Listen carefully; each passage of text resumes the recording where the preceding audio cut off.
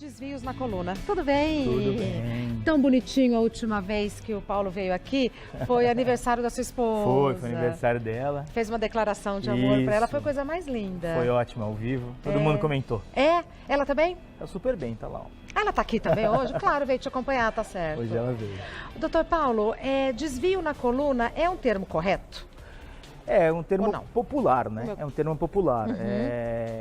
O nome técnico são 3 desvios basicamente: a escoliose, a lordose e a cifose. Mas popularmente a gente pode falar desvio na coluna sim. Tá. Eu, como jornalista aqui no programa, posso falar desvio da coluna ou desvio da coluna ou vou estar cometendo um erro? Não, você não está cometendo um erro não. Eu Tá. acho que a informação tem que chegar de acordo com o que as pessoas entendam. Perfeito. Não adianta a gente falar muito tecnicamente. Perfeito. Vamos ver as imagens, Vamos. então, dos 3 tipos de desvio na coluna. Isso. Escoliose. Escoliose é um desvio quando você olha a pessoa de costas, né? Você olha a pessoa de costas e ela tem um desvio lateral das vértebras. Então, aquele desvio que você vê a pessoa torta, um S, o famoso S. A gente vê assim mesmo, né, doutor A gente Paulo? vê assim mesmo. Tá. Muitas vezes não fica tão evidente porque tem as roupas. Mas se você pegar e ver, as pessoas geralmente têm os ombros mais Caidinho. desnivelados, caidinho para um lado. Você vê Tá. muito quando as mulheres às vezes estão usando a bolsa e a bolsa sempre cai de um lado. Boa, ai, Essa é uma dica legal. Isso que eu ia falar. Então, carregar a bolsa sempre do mesmo lado pode provocar, induzir uma escoliose. Pode induzir uma escoliose postural, que a gente fala. É uma Tá. escoliose devido à má postura. E se você toda vez coloca a bolsa de um lado e ela cai, é bom procurar um ortopedista. Pode ser um indício de uma escoliose postural. Ótimo. Qual é a próxima que a gente vai ver? Aqui é a Cifose. cifose, é a famosa corcunda, tá? Popularmente falando corcunda. É um ângulo excessivo das vértebras para fora, né? Aquele personagem antigo, Corcunda assim. de Notre Dame, exatamente.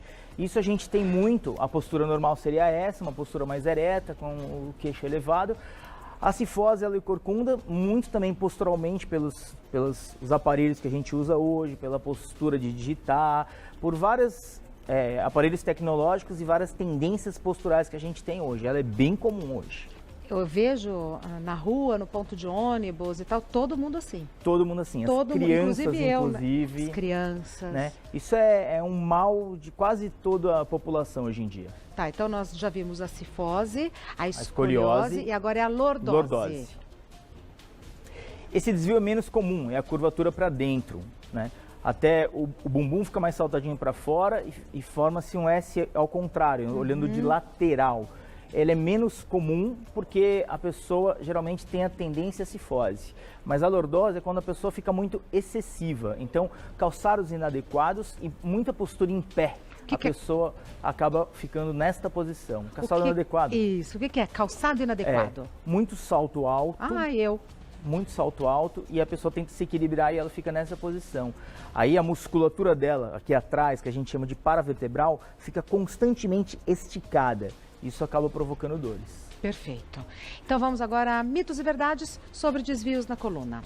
É mito ou verdade que a cirurgia é o único tratamento definitivo para desvio na coluna? Gente, isso é um mito enorme.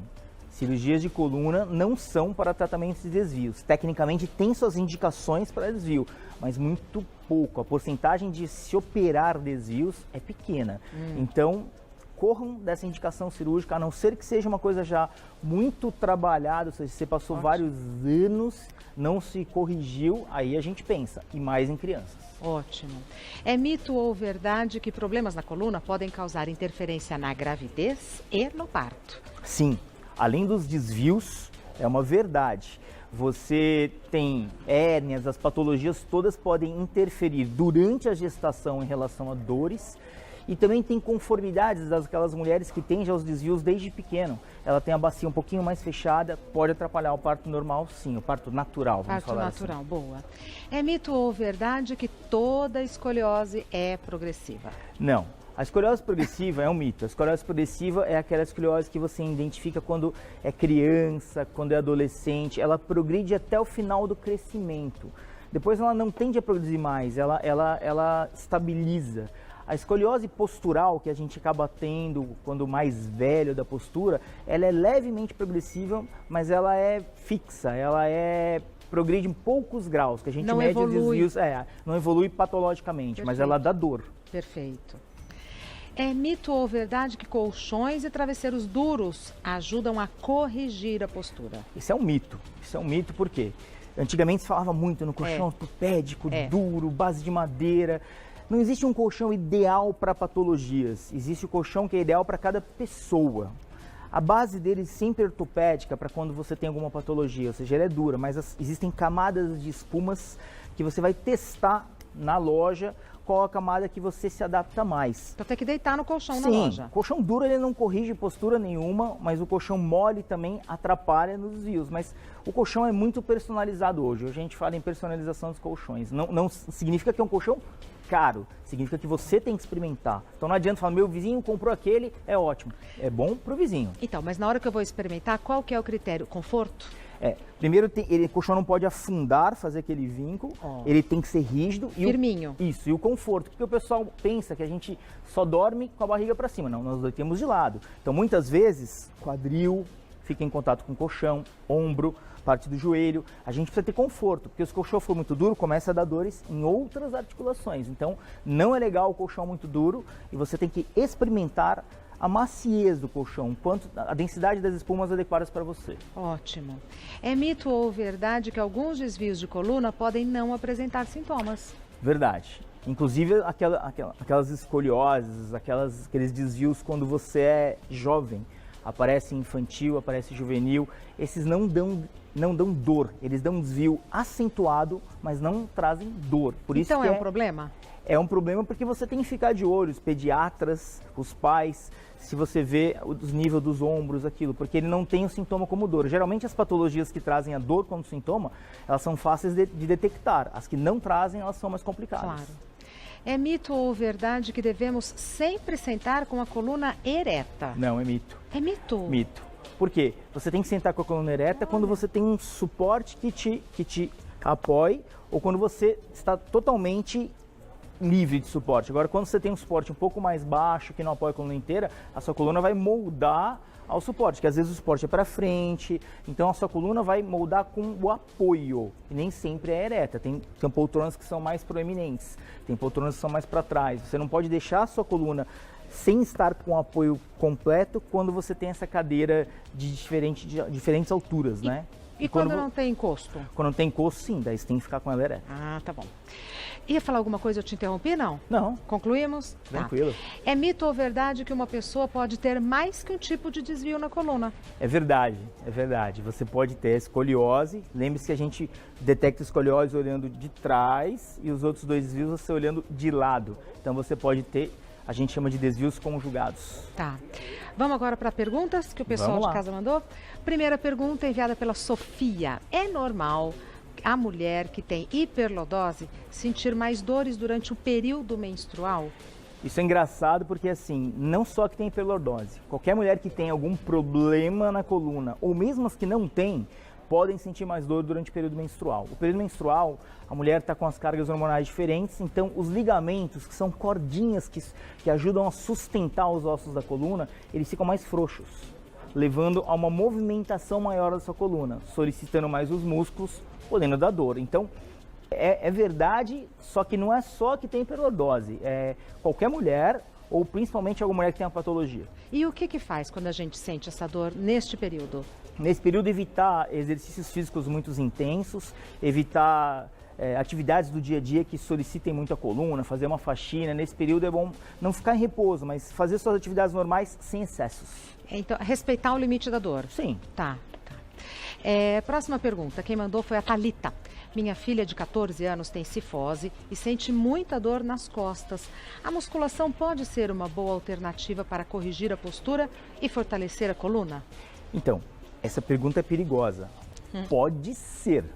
Não é que você vai pegar uma menina de 14 anos com cifose, jogar numa academia sem instrução e ela fazer, assim, fortalecimento na academia. 14 anos ainda está em crescimento, exatamente, né? 14 anos, a maioria das meninas ainda está em crescimento, ainda não está com o crescimento todo formado, né? E outra coisa, a academia ela tem que ser muito específica, tem que ter um profissional que a acompanhe.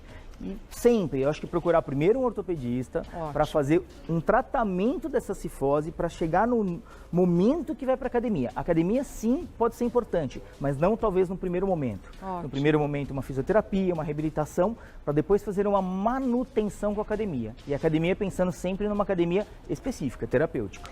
Poderia ser, por exemplo, RPG, Pilates, Yoga, Isso, ao invés da musculação? A gente começa com fisioterapia, RPG, depois faz uma manutenção com pilates, com yoga, é uma alternativa assim à musculação. Eu não estou condenando a musculação. Sim. A musculação é uma boa, mas é uma alternativa à musculação. Ótimo.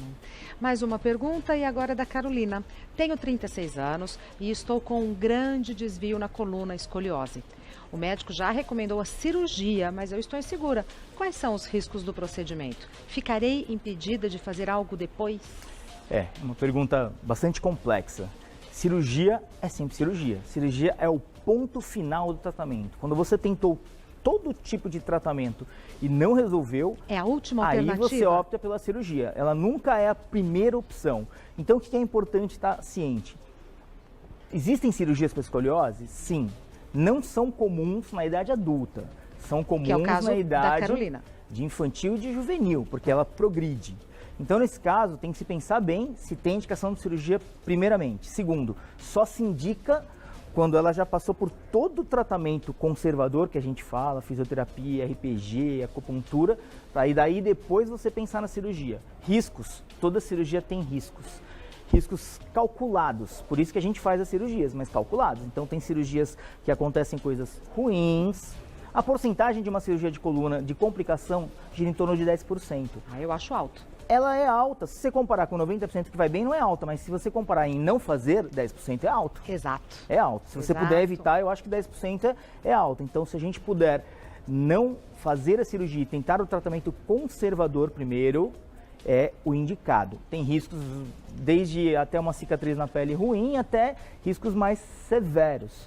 Se ela vai ficar impedida de fazer algo depois, quando você faz a cirurgia de escoliose, você coloca barras estabilizadoras. Então, sua flexão e sua extensão diminui.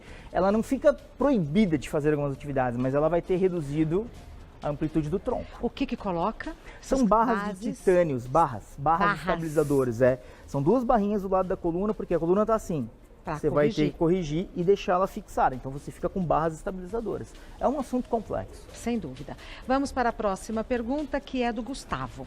Desvio na coluna não tratado pode causar desequilíbrio nas pernas? Olha que interessante. Super interessante, pode sim.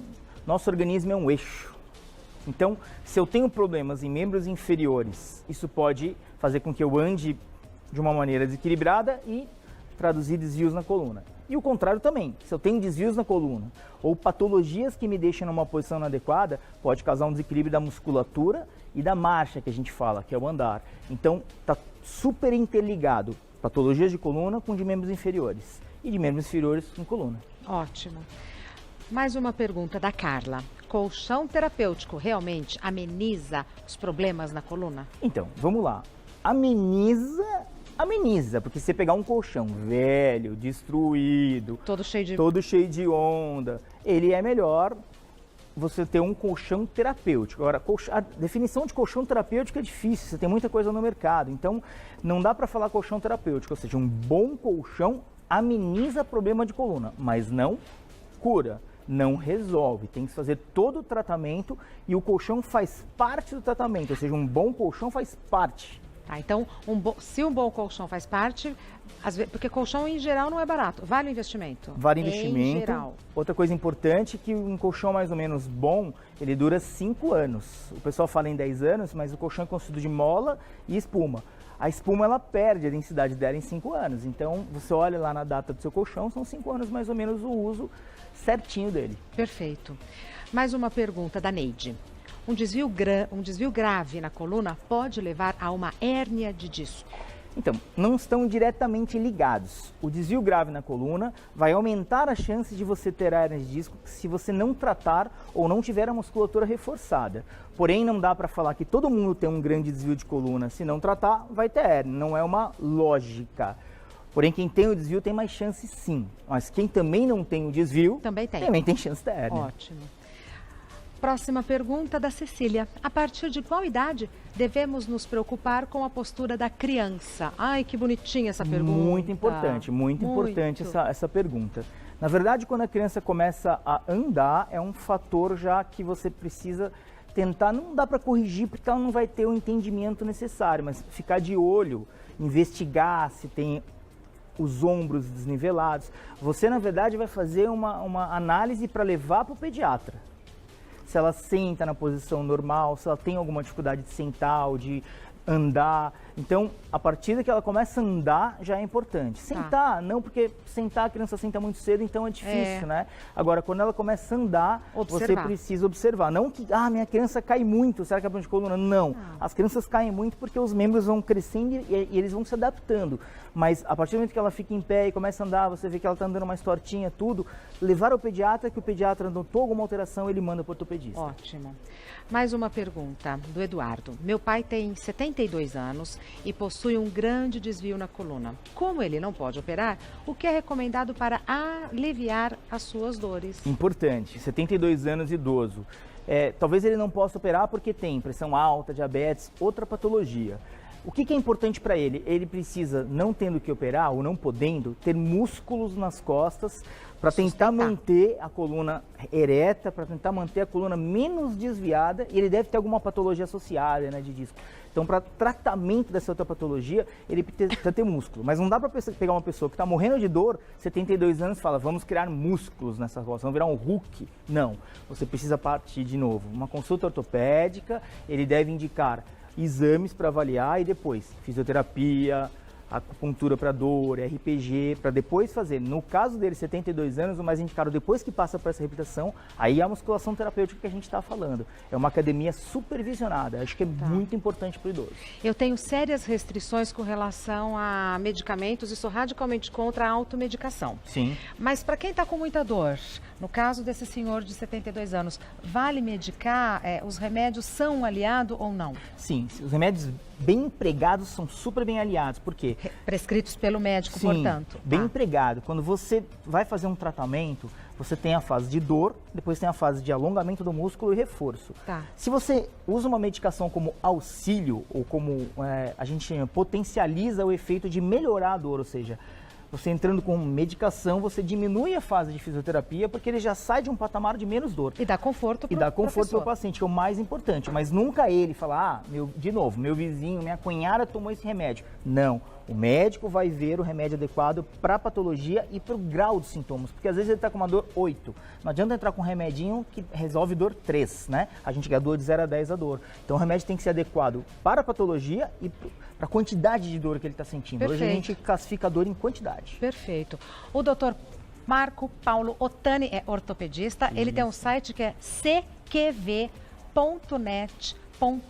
cqv.net.br. O que quer dizer CQV? Centro de Qualidade de Vida. Olha que Na verdade, lindo. A gente hoje Centro de Qualidade de Vida, pensa CQV. muito em trabalhar um dia só com saúde. Lógico, a gente trata pessoas que têm patologias, mas a gente pensa muito na medicina preventiva, que acredita que isso é o futuro da nossa saúde. Ai, que legal, doutor Paulo. Não sabia. Centro de Qualidade dessa de visão Vida. global. Isso. Né? Então lá a gente faz todo tipo de reabilitação. Nós temos academia terapêutica, temos pilates. A gente não só faz tratamento de doença, a gente faz o preventivo para que as pessoas não fiquem doentes. Meu sonho na vida é não tratar doença. Cuidar da saúde. Gerar saúde. Maravilhoso. Gerar qualidade de vida.